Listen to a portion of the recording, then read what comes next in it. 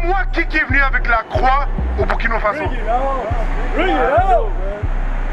Cet homme-là est venu avec la croix au Burkina Faso. Et qu'est-ce qu'il a fait avec la croix? Il vous a indoctriné. Toi, t'as dit, tu vas rentrer chez toi et c'est là que tu vas l'enlever, n'est-ce pas? Ok. On va voir si t'es même censé l'amener chez toi. Lui, tu n'introduiras point des choses abominables dans ta maison. Qu'est-ce que tu dois pas faire? Tu n'introduiras point des choses abominables dans ta maison. Donc là, mon frère, tu vois, tu ris. Tu dois l'enlever, mon frère. Yeah, comment, yeah. All praise to le Most High. Gloire à Dieu. La poubelle.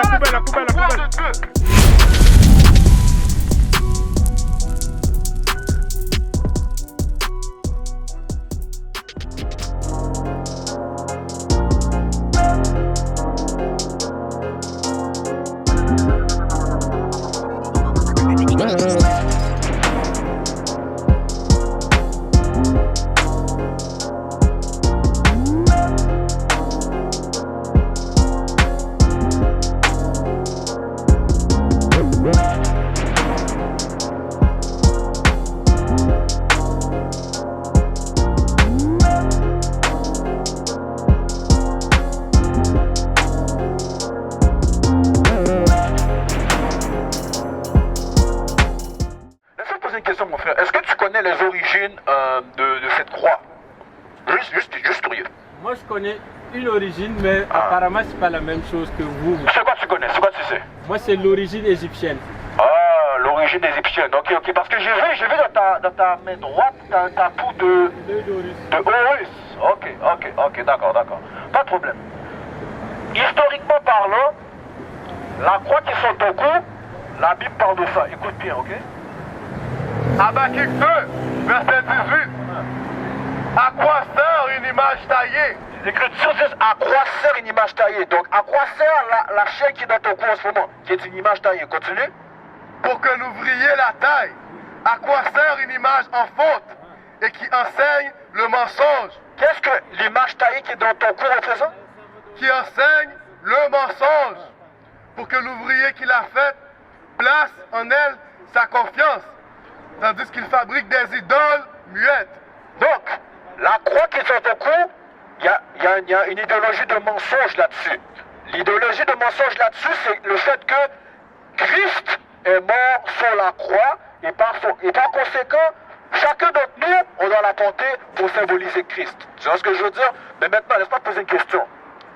Si tes parents, ok, on va dire ton parent, il se fait tuer à la hache.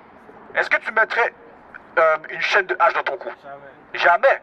Mais pourtant, les chrétiens, ils mettent ces chaînes dans leur cou. Alors qu'en réalité, cette croix représente un symbole capital de châtiment. Tu vois, je veux dire, il y avait beaucoup de notre peuple qui étaient morts sur cette croix, avant même Christ.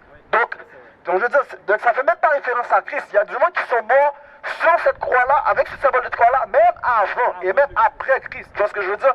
Si on va historiquement parlant, les Premières Nations, c'était la même chose. Tu vois, je veux dire, les colons français sont venus ici, tu vois, je veux dire, pour indoctriner les Premières Nations avec le christianisme, au nom de Jésus blanc. Avec ce symbole de la croix. Donc ce que je suis en train de te montrer, mon frère, cette croix-là, ok, ne représente pas Christ en tant que tel dans le sens de bon, il faut la porter pour symboliser Christ. Non! Mais nos frères et nos sœurs sont bons par rapport à cette croix-là. Tu vois ce que je veux dire? Donc ceci étant dit, les Écritures disent que c'est un mensonge. Tu vois ce que je veux dire? Donc, cette croix-là, mon frère, tu devrais t'en débarrasser. C'est ce que je te dirais. Tu devrais t'en débarrasser parce que la perception que tu le portes dans le but de faire quelque chose de positif, il y a un mensonge qui vient avec. Tu vois ce que je veux dire? Donc, tu devrais t'en débarrasser. Mais, ok, laisse-moi poser une question. En ce moment, ce qu'on vient d'amener, tu sais que c'est vrai. Qu'est-ce qui provoque la réticence? Pourquoi tu ne veux pas t'en débarrasser tout de suite? C'est pas une réticence. Là où je l'ai porté, je vais l'enlever là-bas. C'est où tu l'as apporté? Chez moi à la maison. Chez toi à la maison? Ouais. Ok. Donne-moi le verset à Midhace, à Delignat. 79, 90, je crois, 60. Psaume 79, verset 60. Yeah. Ok? Mon frère, la repentance, ok, c'est pas, comment je peux dire, lorsqu'on sait que quelque chose n'est pas correct, il n'y a pas de délai pour dire je vais le faire après. Tu vois ce que je veux dire? Il faut faire dans l'immédiat. Surtout lorsqu'on sait. Lorsqu'on est conscient que quelque chose n'est pas correct, il faut rectifier le tir tout de suite. Donne-moi ça. Psaume 119, verset 59.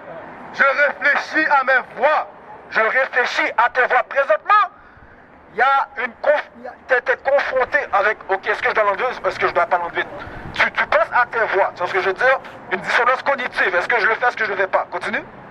Je réfléchis à mes voies et je dirige mes pieds vers tes préceptes. Voilà ce que tu dois faire, Alex. Tu dois diriger tes pieds vers les préceptes maintenant. Tu l'as dit tout à l'heure. Tu l'as dit, hé, ce que je suis en train d'apprendre aujourd'hui, là, je ne m'attendais pas à ça. Je dois retourner à la Bible. Ce que tu fais, c'est vrai. Tu dois retourner à ces préceptes. Et laisse-moi te montrer un autre point. Par rapport à la chaîne de ton cou maintenant. Je me hâte. Qu'est-ce que la Bible dit? Je me hâte. Qu'est-ce que la Bible dit à David présentement? Alex, pardon. Je me hâte. Je ne diffère point d'observer tes commandements. Le commandement, c'est une image taillée, il faut se débarrasser dans l'immédiat. Alex, pas à la maison, pas dans l'autobus, pas pendant que tu conduis ton auto, tu dois le faire immédiatement. Tu veux retourner à la Bible, tu veux lire les préceptes, appliquer les préceptes, débarrasse-toi de l'image taillée dans l'immédiat, mon frère. Donc je veux dire, Il y a une poubelle ici. tu vois ce que je veux dire, il y a une poubelle ici, il y en a une à Jean Coutu. Pourquoi le faire à la maison? Tu sais spirituellement que c'est pas correct. J'aimerais le faire à la maison. Moi, je veux juste dire une chose. Ce que tu dis, Donne-moi Deutéronome 7, verset 25. ce que tu dis, c'est pas juste cette croix. J'ai des croix même tatouées Ok, sur ok. moi. Ok, mon frère. Tu viens du Burkina Faso, n'est-ce pas? Ouais. Ok. Dis-moi qui est venu avec la croix au Burkina Faso. Cet homme-là est venu avec la croix au Burkina Faso. Et qu'est-ce qu'il a fait avec la croix? Il vous a indoctriné. C'est pour ça que quand on vous a demandé plutôt de quelle nationalité que tu venais, tu l'as dit de Burkina Faso. Mais tu ne savais pas que tu étais israélite, n'est-ce pas? Tu ne savais pas ça. Mais maintenant tu le sais. Et tu ne savais pas non plus qu'on n'était pas censé manger du porc. Ouais, N'est-ce pas? Mais pourtant, ils sont venus avec ça, ils sont venus avec la croix, ils étaient censés vous enseigner la parole de Dieu, mais ils l'ont pas fait. Mais une chose qu'ils ont aussi pas faite, c'est qu'ils vous ont dit à quel point que Dieu déteste ça. Check ça, Deutéronome 7, verset 25. Deutéronome 7, verset 25. Vous brûlerez au feu les images taillées. Vous quoi? Vous brûlerez au feu les images taillées. Pourquoi que Dieu dit ça? Pourquoi Dieu dit vous brûlerez au feu leur image taillée? Cette image-là, c'est pas pour toi. C'est vrai. Dieu a dit que tu n'auras pas d'image taillée pour te prosterner. Qu'est-ce qu'on fait avec la croix? Spirituellement, on se prosterne. Parce qu'on pense que quoi? Que Jésus est blanc avec cette croix-là. On pense que Dieu aime tout le monde avec cette croix-là. On pense qu'on peut célébrer Noël avec cette croix-là. On pense qu'on peut faire toutes les choses que Dieu nous dit dans la Bible qu'il ne faut pas faire. Check ça. Redescends encore. Deutéronome 7, verset 25. Oui. Vous brûlerez au feu les images taillées de leur Dieu. C'est leur Dieu, ça. Ça, cette croix-là, ça appartient au Jésus blanc. Ça ne t'appartient pas. Lorsque tu portes cette croix-là, qu'est-ce que tu fais? T'as beau savoir que Jésus-Christ, c'est un homme noir. Mais que lorsque tu continues à porter cette croix-là, spirituellement, mentalement, tu penses au fond de toi que Jésus-Christ est encore blanc. Lorsque tu fermes tes yeux, tu penses encore que Jésus-Christ, c'est un homme blanc. Mais non, ce n'est pas un homme blanc. On l'a décrit dans la Bible de Révélation, chapitre 1, versets 14 et 15, que c'est un homme noir tout comme toi. C'est vrai. Il a la même texture de cheveux comme toi. Et Jésus-Christ, c'est l'homme le plus grand qui a marché sur la surface de la terre. Juste pense-y, il ressemble tout comme toi. Est-ce que Jésus-Christ, il portait une croix? Non. Non. Alors qu'est-ce que toi, tu dois faire? Je vais l'enlever. Alors qu'est-ce que tu vas faire?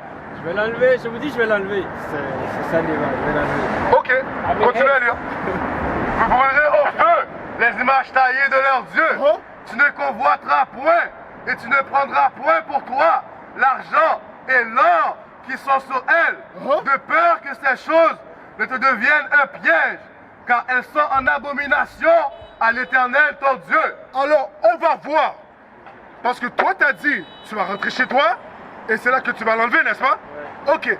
On va voir si t'es même censé l'amener chez toi. Lis.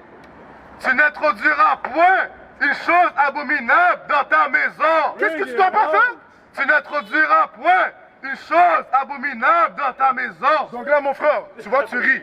Tu dois l'enlever, mon frère. Yeah, Tu dois come on, l'enlever, come mon on, frère. yeah. All praises tout le monde, ça, gloire à Dieu.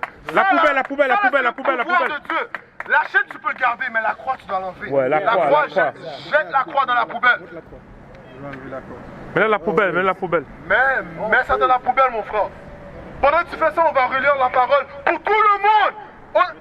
Pour tout le monde à Saint-Michel. Pour que vous puissiez écouter ça, pour que vous puissiez entendre ça. La croix, c'est une abomination. La croix, c'est une abomination. Jésus, Christ n'a jamais porté de croix. C'est vrai. Donc, on va relire ça. Relis ça encore. Deutéronome 7, verset 25. Vous brûlerez au feu les images taillées de leur Dieu.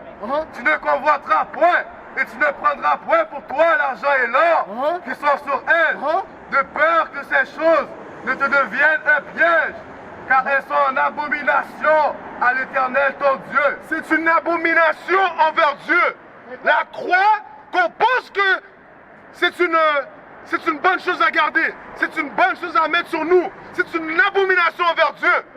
Parce que Dieu a dit de ne pas le faire, mais votre oppresseur, l'homme blanc dit, c'est quoi? Non. On va les vendre parce qu'on sait très bien que les Noirs, qu'est-ce qu'ils aiment? Ils aiment le diamant, ils aiment l'or, ils aiment tous ces bijoux-là. Donc c'est de même qui vont se faire de l'argent. Mais Dieu a dit de ne pas faire ça. Lui, tu n'introduiras point une chose abominable dans ta maison. Emmène pas ça dans ta maison. Mon frère, si t'as ces croix-là chez toi, lorsque tu rentres chez toi, détruis-les. Jette-les dans la poubelle. Jette-les dans la poubelle parce qu'ils sont même pas censés être chez toi. Oui. Tu comprends, mon frère? Je comprends. Ok, cela tient en date? Ok. Afin que tu ne sois pas comme cette chose dévouée par interdit. Tu l'auras en horreur, tu l'auras en abomination, car c'est une chose dévouée par interdit. Tu vois, Dieu interdit ça. So, si Dieu n'aime pas ça, toi tu es censé ne pas l'aimer non plus. What is a nation? Nation is family. Nation is community. Nation is men leading by example. Nation is women's support. Nation is children with role models.